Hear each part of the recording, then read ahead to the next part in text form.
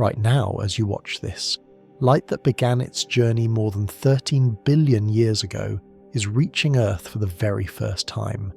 It comes from galaxies so distant that they existed before our planet had oceans, before life, before the sun itself. Astronomers estimate there are around 2 trillion galaxies in the observable universe, a number so large that if you counted just one per second, it would take over 63,000 years to finish. And here's the most unsettling part. Nearly 90% of those galaxies are completely invisible to every telescope we've ever built. In this video, we'll trace how astronomers arrived at such an overwhelming number, and why it keeps growing as our instruments improve. We'll begin by defining what a galaxy really is, then zoom outward to the largest structures in existence. Along the way, we'll uncover why most galaxies are invisible, how deep field images changed everything, and what this vast cosmic census reveals about our place in the universe.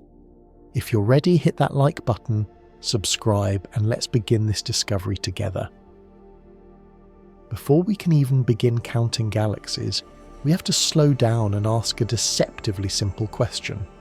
What exactly counts as a galaxy? The answer is not as clean or obvious as textbooks often make it seem. In fact, this single question sits at the core of why astronomers have struggled for decades to pin down a number at all. At its most basic level, a galaxy is a gravitationally bound system.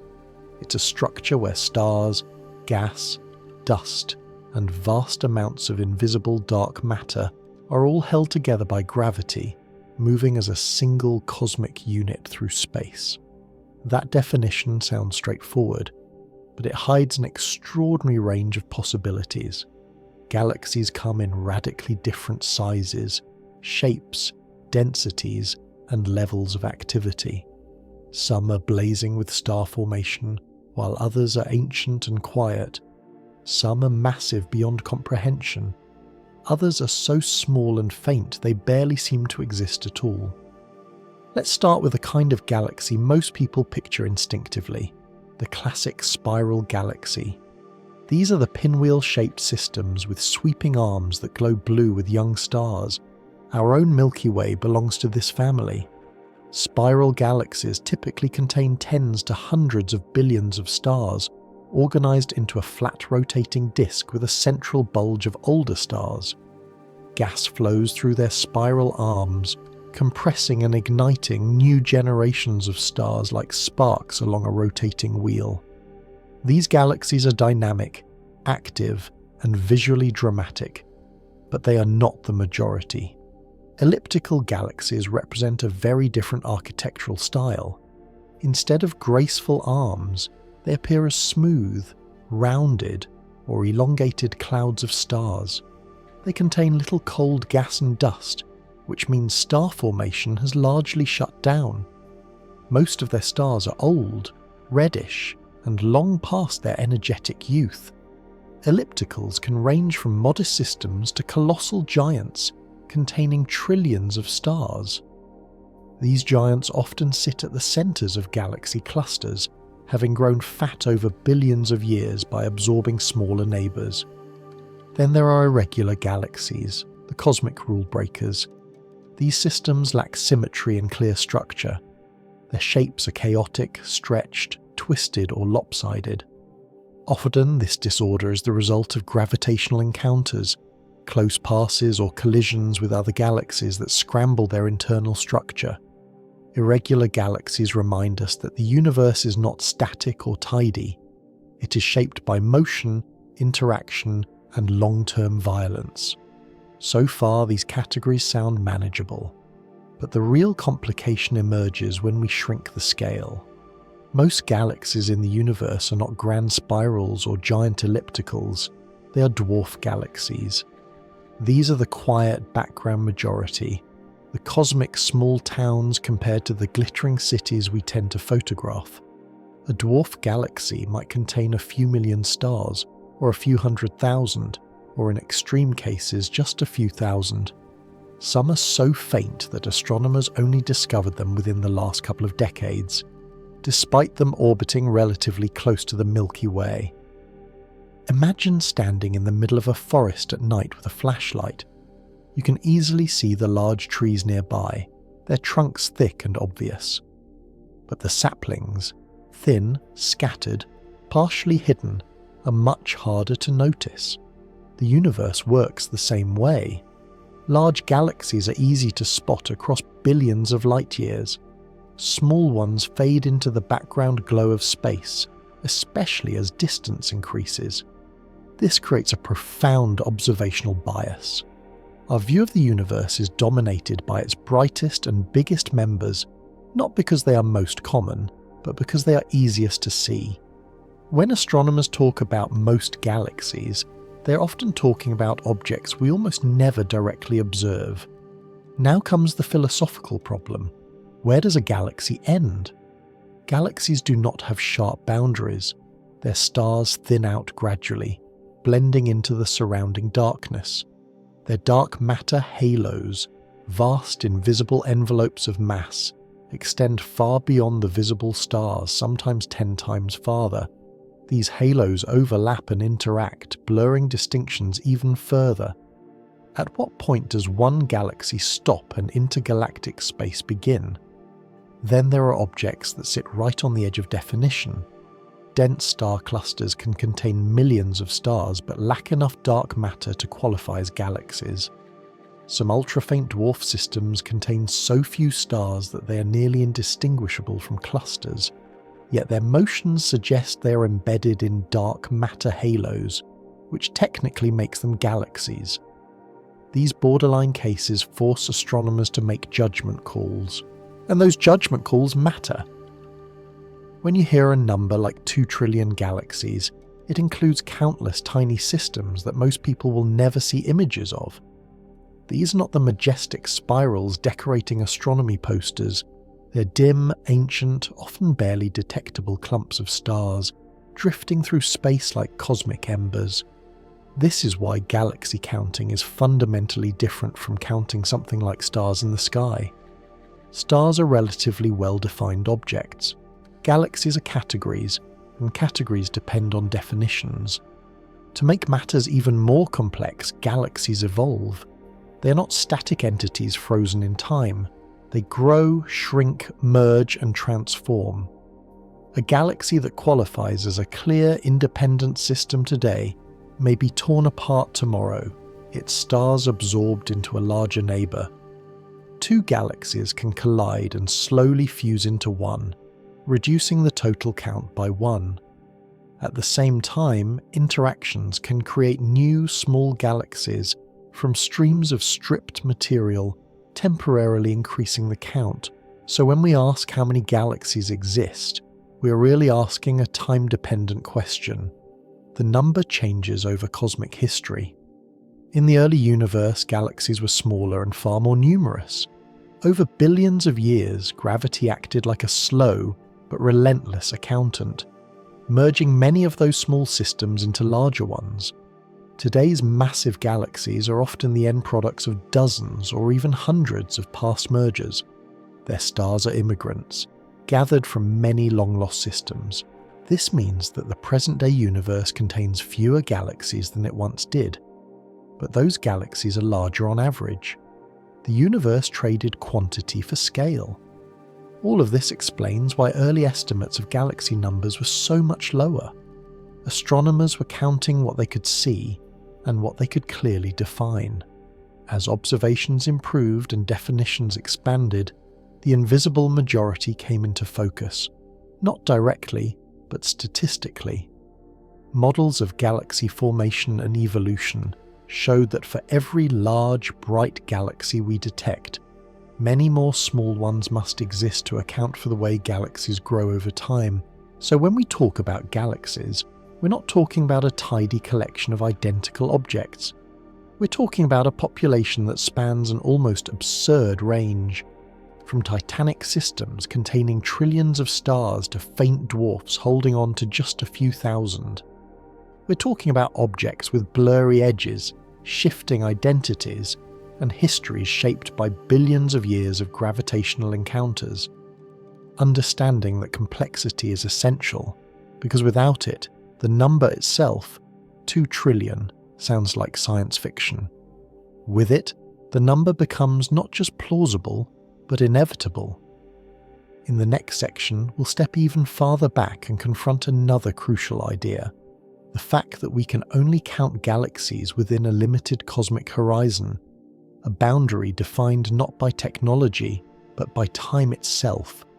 Now that we understand what a galaxy is, and why defining one is already complicated, we need to confront an even more fundamental limitation.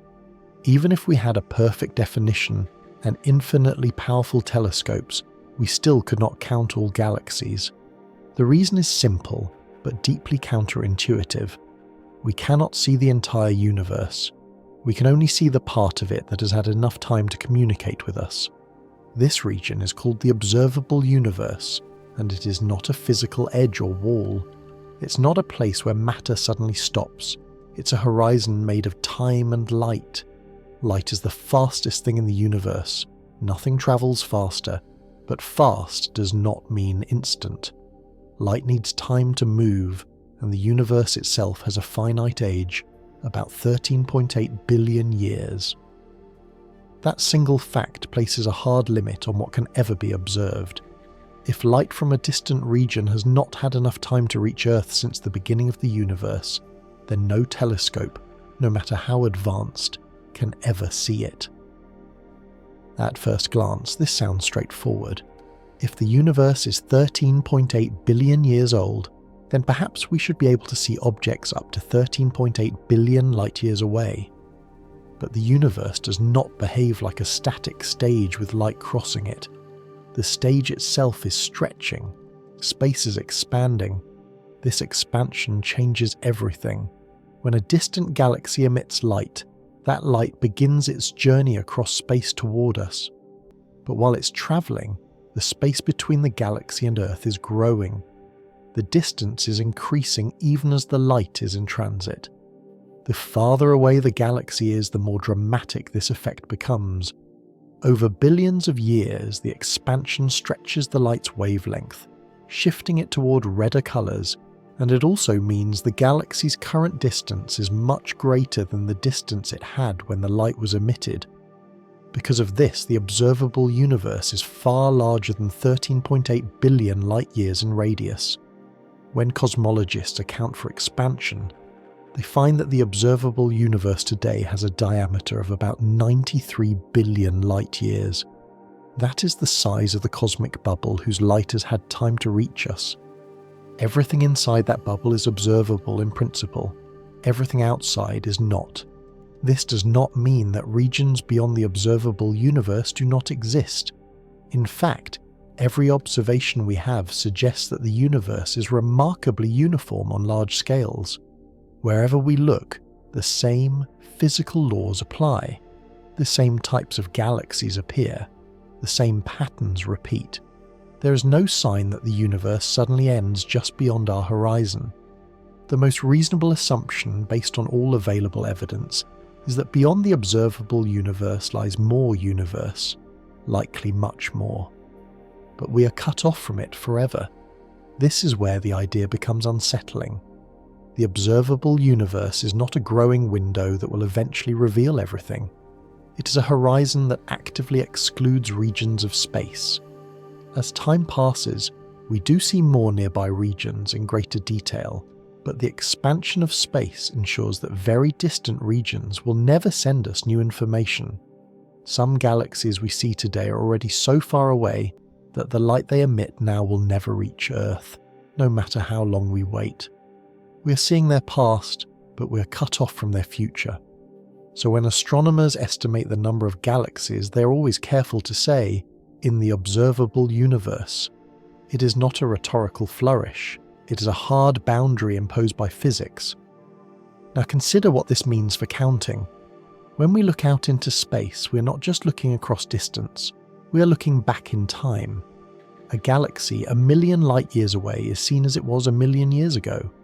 A galaxy 10 billion light-years away is seen as it was 10 billion years ago, when the universe was young, smaller, and very different. This creates a strange but powerful effect. The observable universe is a kind of cosmic time machine. Nearby galaxies show us the present-day universe. Distant galaxies show us earlier chapters of cosmic history. Very distant galaxies show us the universe when it was still assembling its first structures. When astronomers count galaxies at different distances, they are not sampling one moment frozen in time. They are sampling billions of years of evolution layered on top of each other. This matters enormously. In the early universe, galaxies were more numerous but smaller.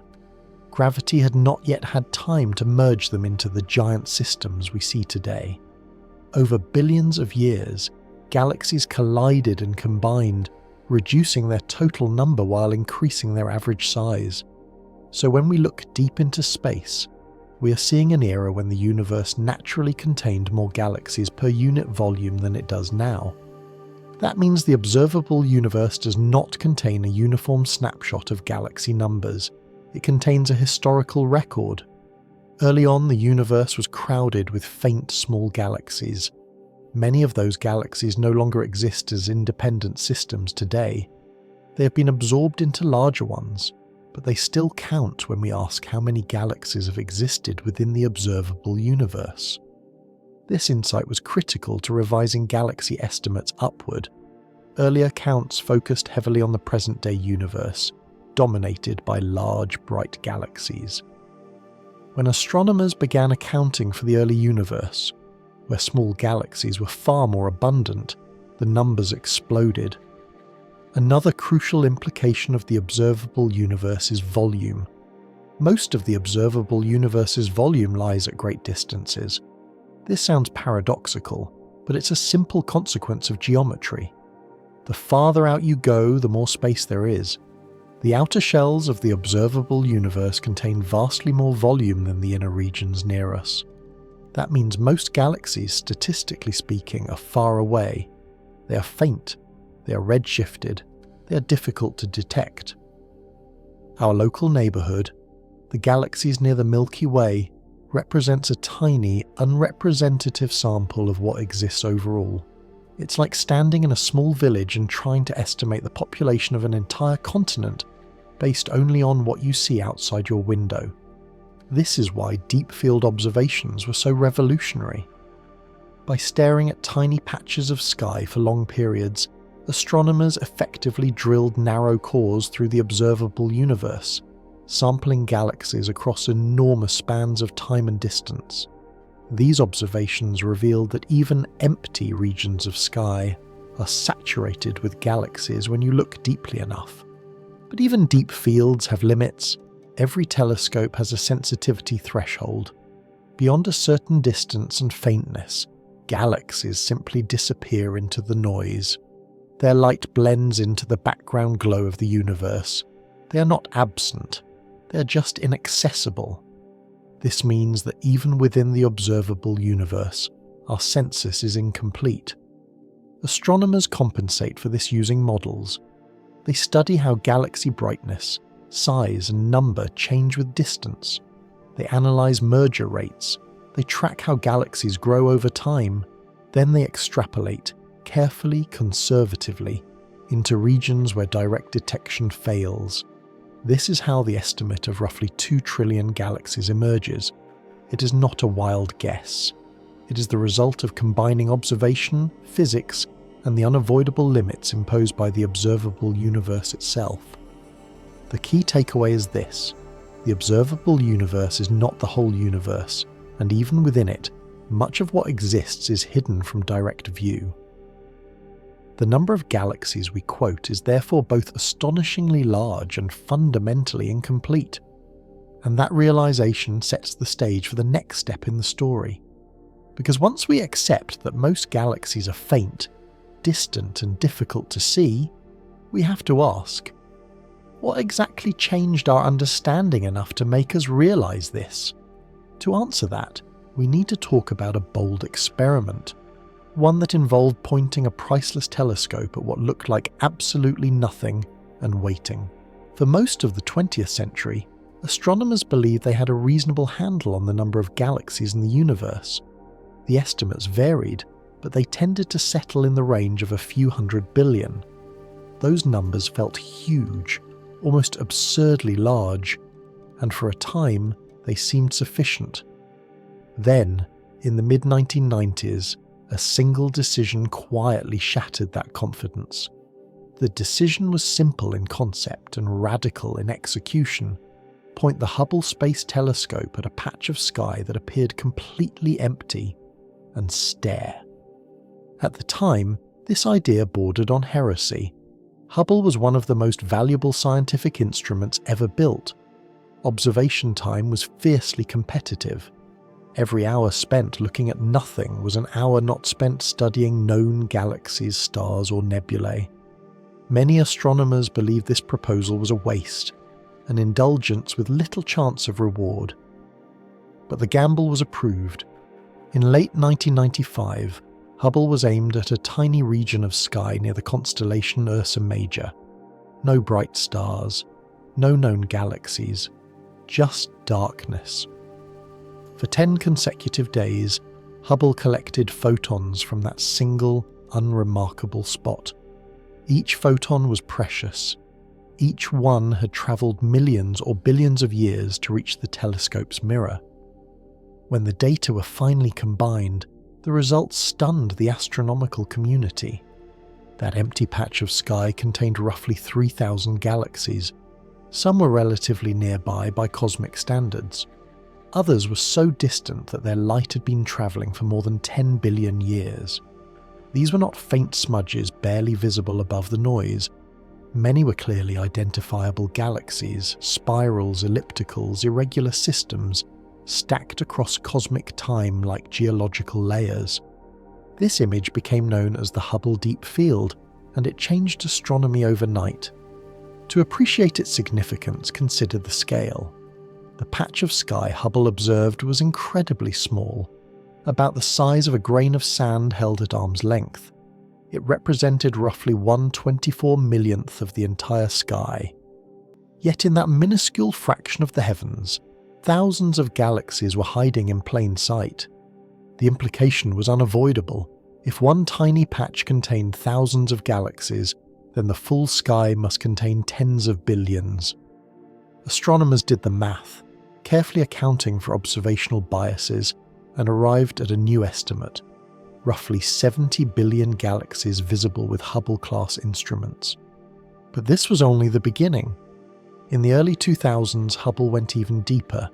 Astronomers selected an even smaller patch of sky and stared for even longer. The Hubble Ultra Deep Field pushed the telescope to its absolute limits, combining data collected over many days and filtering out every possible source of noise. The resulting image revealed around 10,000 galaxies in a region of sky less than 1/10 the diameter of the full moon. Some of these galaxies were seen as they existed when the universe was less than 1 billion years old. Their shapes were often irregular and chaotic, reflecting an era when galaxies were still assembling from smaller pieces. Star formation was rampant. Collisions were common. The universe was young and turbulent. Once again, astronomers extrapolated, and once again, the number climbed. By the mid-2000s, the commonly quoted estimate had settled between 100 and 200 billion galaxies in the observable universe. This figure appeared in textbooks, documentaries, and lectures. It became part of the public understanding of cosmology. But beneath the surface there was a growing unease. The deep fields were spectacular, but they shared a fundamental limitation. They only counted galaxies that could be directly detected. And detection depends on brightness. Imagine trying to estimate the population of a city by flying over it at night and counting lights. You would easily see stadiums, downtown cores, and brightly lit neighbourhoods. But small homes, dimly lit streets, and rural outskirts would fade into darkness. You'd be undercounting, and you'd know it. That is exactly what was happening with galaxies. The deep fields revealed an astonishing number of galaxies, but only those bright enough to rise above the detection threshold. Faint galaxies, Especially small dwarf systems slipped beneath the noise. Their light was spread thinly across space. Many existed at distances where even Hubble could not resolve them. This problem became more severe the farther back in time astronomers looked. Early galaxies were generally smaller, less massive, and less luminous than modern ones. They were numerous, but individually faint. The deep fields hinted at their existence, but could not capture them in full. For years, astronomers suspected that the true number of galaxies must be higher than the visible count suggested. The missing population was inferred, but not quantified. That changed in 2016. Instead of looking for new galaxies directly, researchers took a different approach. They analysed how galaxy populations evolved over time. They examined merger rates, brightness distributions, and the way galaxy numbers change with redshift, a measure of how far back in time we're observing. The results were striking. When the universe was younger, it contained far more galaxies than it does today. Over billions of years, those small galaxies merged together, building the larger systems we see in the modern universe. The present-day galaxy population is the product of countless past mergers. When astronomers accounted for all the small, faint galaxies that must have existed to produce the galaxies we see today, the numbers increased dramatically. The revised estimate was around 2 trillion galaxies in the observable universe. This was not a sudden discovery of trillions of new objects. It was a realization, a correction. The deep fields had shown us the tip of the iceberg. The rest was hidden below the surface, invisible but unavoidable.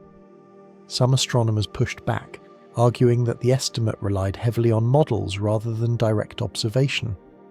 That criticism is fair. No one has seen 2 trillion galaxies individually. But the physics of galaxy formation leaves little room for alternatives.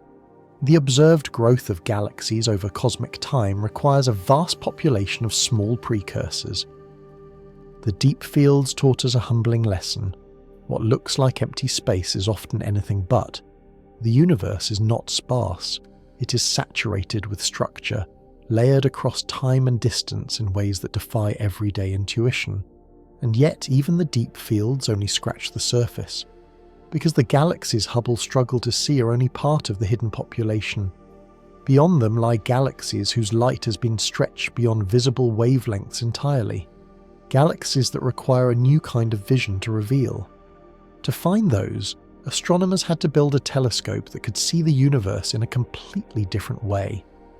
By the time astronomers seriously considered the possibility that the observable universe contains around 2 trillion galaxies, one realization rose above all others.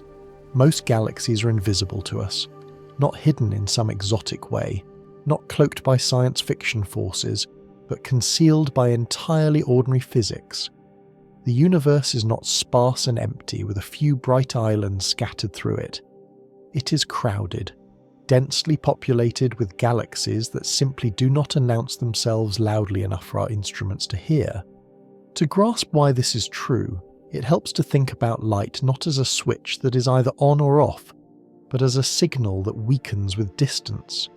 A galaxy does not suddenly vanish as it moves farther away.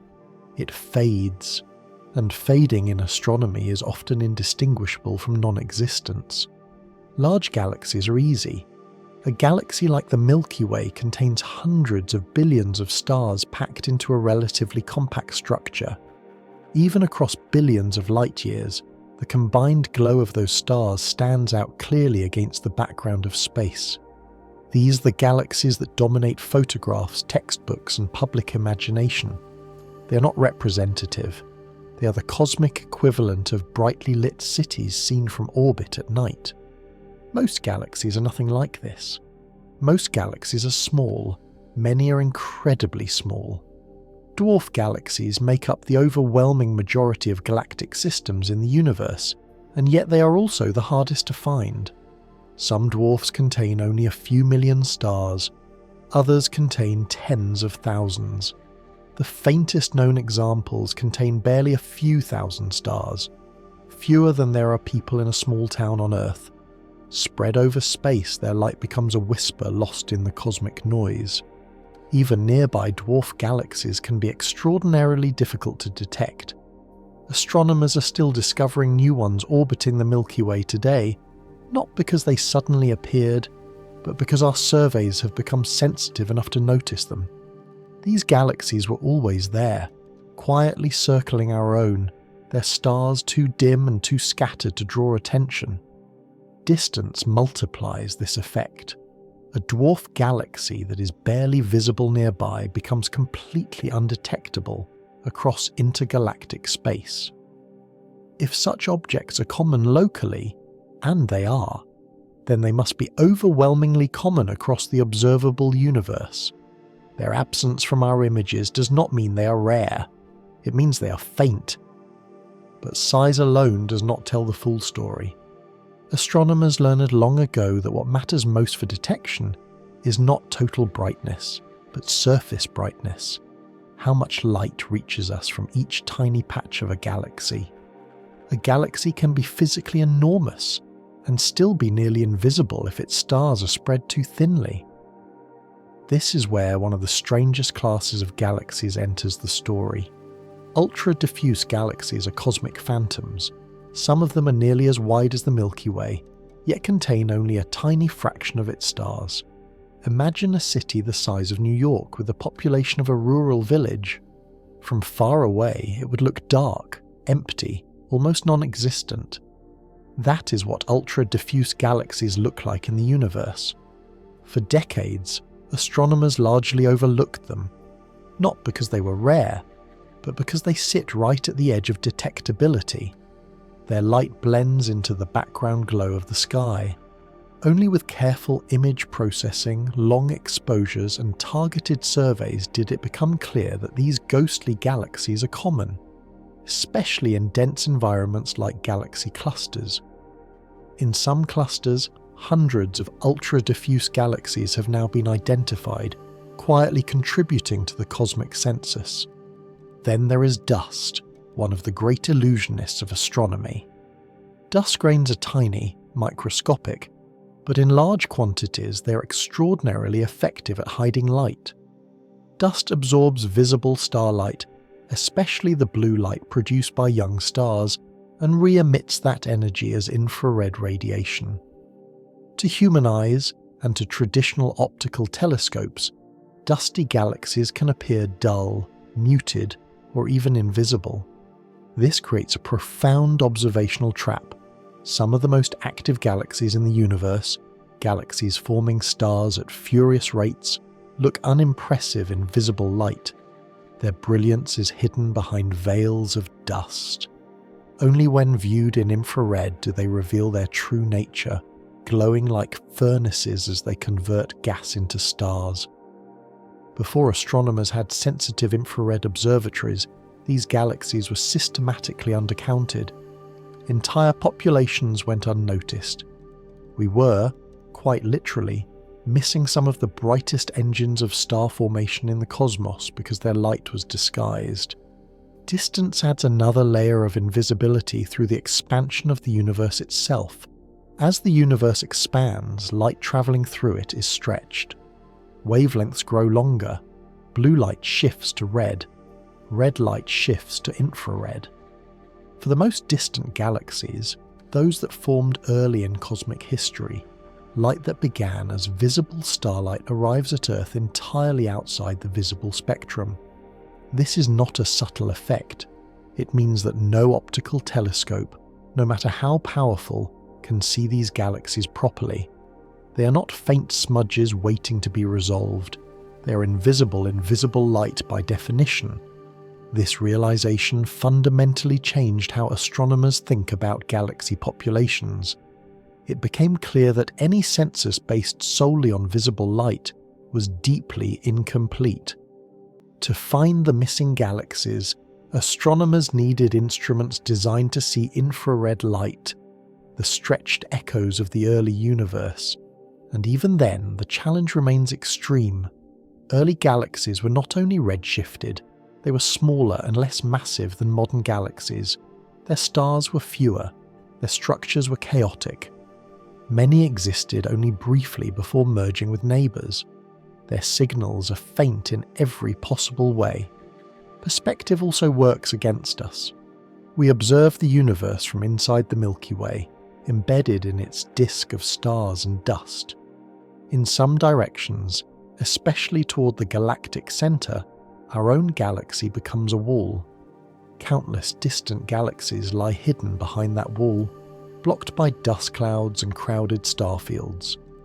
For decades, astronomers referred to these obscured regions as the zone of avoidance, not because galaxies were absent there, but because they were unreachable with standard observations. Only with radio and infrared surveys did hidden structures begin to emerge from behind the Milky Way's glare. Entire galaxy clusters were discovered where none had been known before. Once again, the universe revealed that absence of evidence is not evidence of absence. All of these effects combine into a single, unavoidable conclusion. The galaxies we see easily, the bright spirals, the massive ellipticals, are not typical. They are the loudest members of an enormous, quiet population. For every galaxy that announces itself clearly, many more exist in silence. This is why modern estimates suggest that around 90% of galaxies in the observable universe cannot currently be detected directly. That number is not speculation. It is the logical outcome of everything we know about galaxy formation, evolution, and the limits imposed by light and distance. The deep field images taught us that empty space is not empty. Infrared observations taught us that dim does not mean inactive. Studies of dwarf and ultra-diffuse galaxies taught us that size does not guarantee visibility. And redshift taught us that time itself hides objects from view. Together, these lessons transform the galaxy count from a simple tally into a statistical inference. Astronomers no longer ask only what they can see. They ask what must exist to make sense of what they do see. And this is perhaps the most humbling part of the story. Even with the most advanced instruments humanity has ever built, most of the universe remains unseen. Not because it is beyond science, but because the cosmos is vast, old, and governed by limits that no technology can fully overcome. The number 2 trillion is therefore not a triumph of observation alone. It is a triumph of reasoning. It represents our best attempt to account for everything we know is out there, even when the light never reaches our eyes. And once we accept that the universe is filled with galaxies we cannot see, another question becomes unavoidable. If galaxies are so numerous, and if they are not scattered randomly, then what structure organizes them? How does gravity arrange trillions of galaxies across billions of light years? To answer that, we need to zoom out even farther, beyond individual galaxies, and examine the vast architecture that binds them together, the largest structure the universe has ever built. If galaxies were scattered randomly through space, the universe would look like static on a television screen, points of light sprinkled evenly in every direction. That is not what astronomers found. When they began mapping galaxies in 3 dimensions, something far more intricate emerged. The universe revealed a structure so vast and elegant that it reshaped our understanding of cosmic order. This structure is known as the cosmic web. At the largest scales, galaxies are not isolated islands drifting alone in darkness. They are part of a colossal network, woven across the observable universe like threads in a spider's web. Long filaments of matter stretch for hundreds of millions of light years, intersecting at dense nodes where galaxies crowd together. Between these filaments lie enormous voids, regions of space so empty they feel almost unsettling in their scale. This pattern did not become obvious overnight. Early galaxy surveys showed hints of clustering, but it wasn't until astronomers began mapping millions of galaxies that the full picture snapped into focus. When plotted in 3 dimensions, galaxies traced out walls, filaments, and bubbles, leaving behind vast, nearly empty cavities. The universe looked less like a random spray of stars and more like a sponge, or the frothy surface of soap bubbles frozen in space. To understand why this structure exists, we have to return to the early universe. Shortly after the Big Bang, the universe was remarkably smooth, but not perfectly so. There were tiny fluctuations in density, regions that were ever so slightly denser than average, and regions that were slightly emptier. These differences were minuscule, on the order of 1 part in 100,000. But gravity is patient. Over billions of years, even the smallest imbalance can grow into something enormous. Where matter was slightly denser, gravity pulled more matter in. Where it was slightly emptier, matter flowed away. This slow, relentless process amplified the original irregularities, sculpting matter into a vast network. Crucially, most of this structure was shaped not by the matter we can see, but by dark matter, the invisible substance that outweighs normal matter by a factor of about 5 to 1. Dark matter does not emit light. It does not absorb light. It passes through ordinary matter almost without interaction, but it does have gravity, and gravity is enough. In the early universe, dark matter began clumping first, forming an invisible skeleton of filaments and nodes. Ordinary matter, gas made of hydrogen and helium, fell into this gravitational framework, pooling along the same filaments and collecting at their intersections. Galaxies formed where matter gathered most densely. They did not appear randomly. They lit up the dark matter scaffolding like lanterns hung along invisible roads. This is why the cosmic web exists. Let's zoom in and walk through this structure, starting close to home. Our galaxy, the Milky Way, is not alone. It belongs to a small collection of galaxies known as the local group. This group contains dozens of galaxies bound together by gravity, dominated by a few large members and surrounded by many dwarfs. The local group itself is part of a much larger structure, a galaxy cluster, which in turn belongs to a supercluster. Each step outward reveals a larger level of organisation. Clusters are some of the densest regions in the universe. They can contain hundreds or thousands of galaxies packed into a region only a few million light-years across. These environments are violent by galactic standards. Galaxies move rapidly through hot, thin gas, interacting, merging and stripping material from one another. Star formation can be quenched, shapes can be distorted. Clusters are where galaxies go to grow old and change. Clusters are not isolated either. They sit at the intersections of filaments, vast rivers of matter flowing through space. A single filament can stretch for hundreds of millions of light-years, connecting clusters like beads on a cosmic string. Along these filaments, galaxies are more common, more interactive, more likely to collide or merge. And then there are the voids. Voids are the great empty spaces between filaments. Some are tens of millions of light-years across, others span hundreds of millions. A few approach 1 billion light-years in diameter. Within these regions, galaxies are rare. Some voids contain only a handful of small, isolated galaxies, drifting through enormous expanses of near-nothingness. Voids are not completely empty. They contain dark matter and thin gas, but at densities far below the cosmic average. Matter has been pulled out of these regions over billions of years, flowing toward denser filaments like water draining into rivers. What remains is a cosmic desert. The existence of these voids is just as important as the filaments themselves. Together, they define the large-scale architecture of the universe. They show that gravity does not merely pull things together locally, it organises matter on the largest scales imaginable. One of the most striking aspects of the cosmic web is how closely it resembles structures found elsewhere in nature. It looks like neural networks in the brain. It looks like foam. It looks like branching river systems seen from above. These similarities are not coincidences. They arise because the same mathematical principles, growth, flow and constraint, govern systems across scales. But the cosmic web operates on a scale that dwarfs everything else.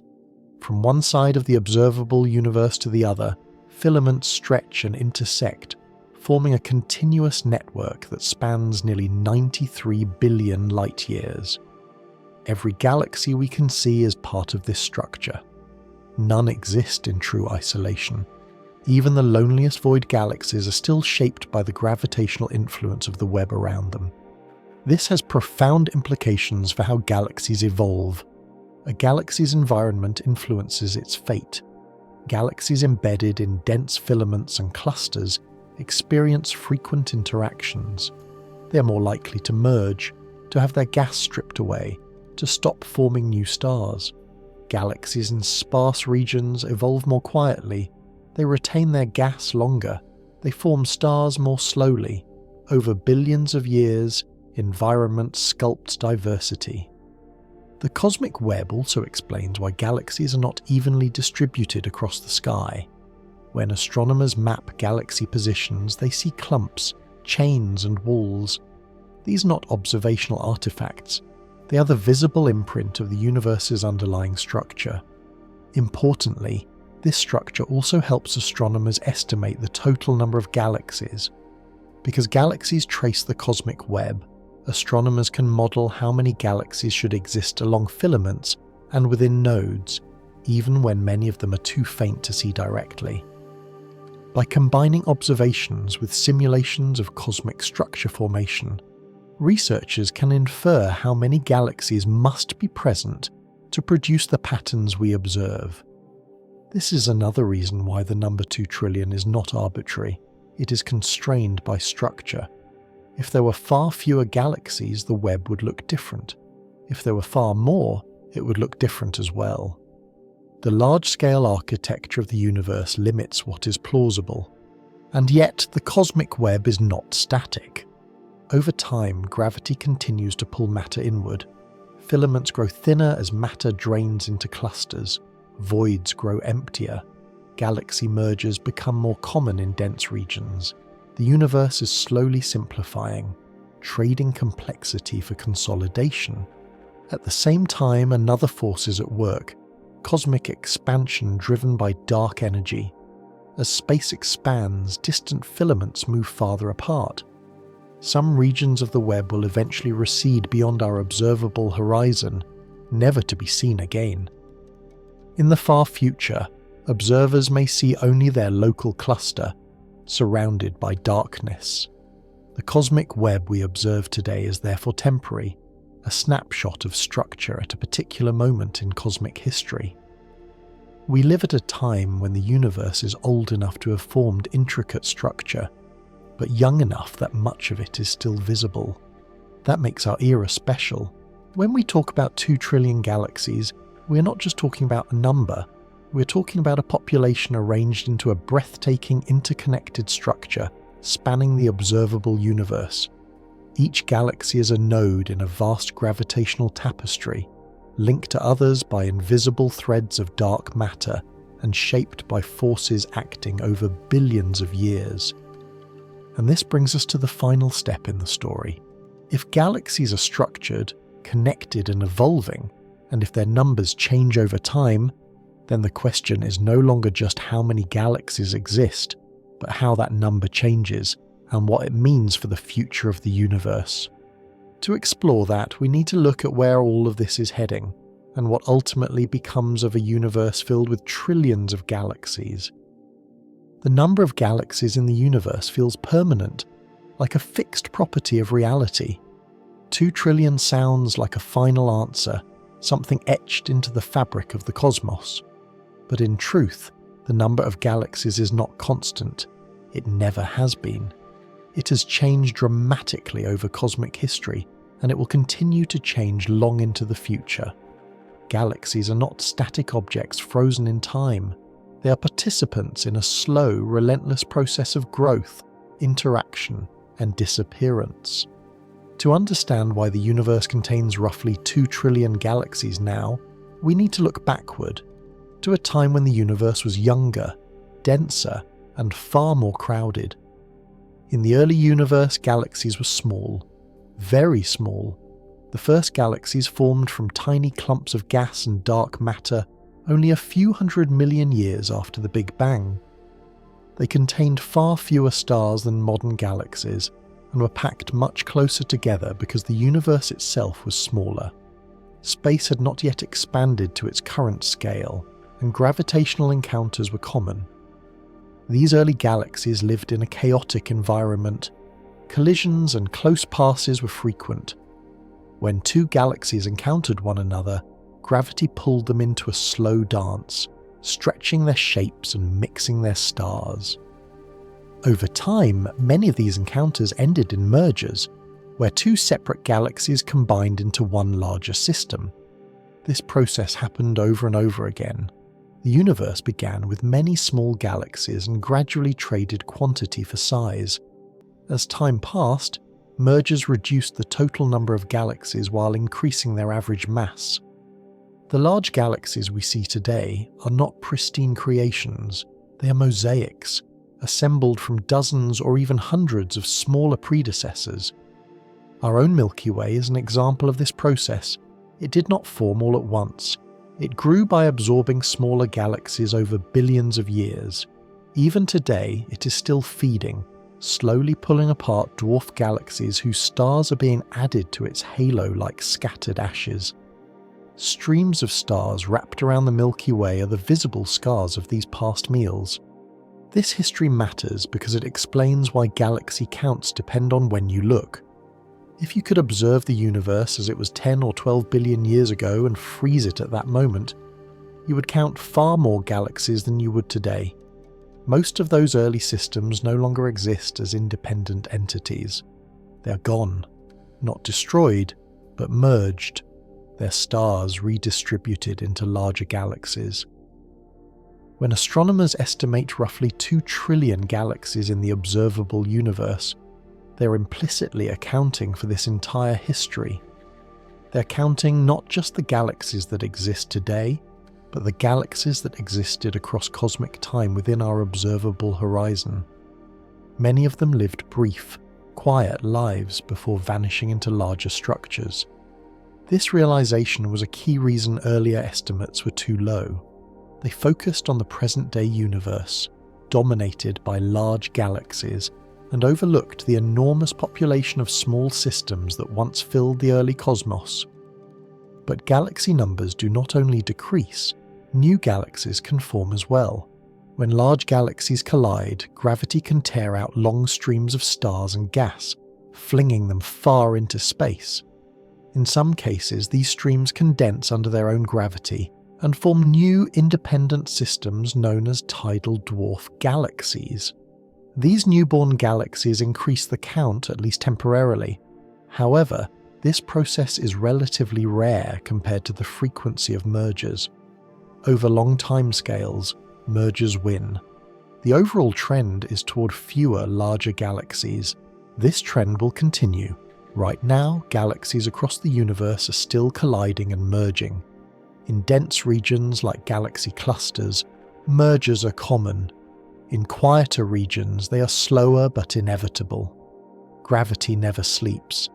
Given enough time, it pulls systems together. Closer to home, our own cosmic neighbourhood is on a slow collision course. The Milky Way and the Andromeda Galaxy are moving toward each other at hundreds of thousands of miles per hour. Earlier models suggested a direct collision was inevitable in about 4 to 5 billion years. More recent studies introduce uncertainty. There may be only a small chance of a direct hit, but if a merger does occur, the outcome is clear. The two galaxies will eventually combine into a single larger system. If that happens, the galaxy count in our local region will drop by 1. On the scale of the entire observable universe, this kind of reduction is happening constantly. Galaxies merge, the total number slowly declines. But there is another force shaping the future of galaxies, and it works in the opposite direction of gravity. The universe is expanding, and that expansion is accelerating. Driven by dark energy, space itself is stretching faster and faster over time. On the largest scales, this expansion overwhelms gravity. Galaxies that are not gravitationally bound to one another are being carried apart by the growth of space between them. This creates a strange dual future. On small scales, within galaxy groups and clusters, gravity dominates. Galaxies merge and consolidate. On large scales, between clusters, expansion dominates. Structures drift apart, growing ever more isolated. As time goes on, distant galaxies will slip beyond our observable horizon. Their light will never reach us again. They will effectively vanish from our observable universe, not because they are destroyed, but because space has stretched too much for communication to remain possible. In tens of billions of years, observers in our region of the universe will see far fewer galaxies than we do today. The cosmic web will fade from view. Only the local gravitationally bound remnants will remain visible, surrounded by darkness. If intelligent observers arise in that distant future, they may conclude, incorrectly, that the universe contains only a single galaxy. The evidence of trillions of others will be gone, stretched beyond detection. The universe will look smaller, emptier, and far lonelier than it does now. And the story does not end there. Over even longer timescales, the stars themselves will die. Galaxies will exhaust their gas supplies and stop forming new stars. Bright spirals will fade into dim ellipticals. Stellar populations will age. Massive stars will explode. Smaller stars will burn quietly for trillions of years before finally fading. Eventually, each galaxy will become a dark collection of stellar remnants. White dwarfs cooling into black dwarfs, neutron stars spinning down, black holes slowly evaporating over unimaginable spans of time. The glowing structures we associate with galaxies today will disappear. Every one of the approximately 2 trillion galaxies in the observable universe is headed toward this same fate. This future does not diminish the present, it highlights it. We live at a rare moment in cosmic history.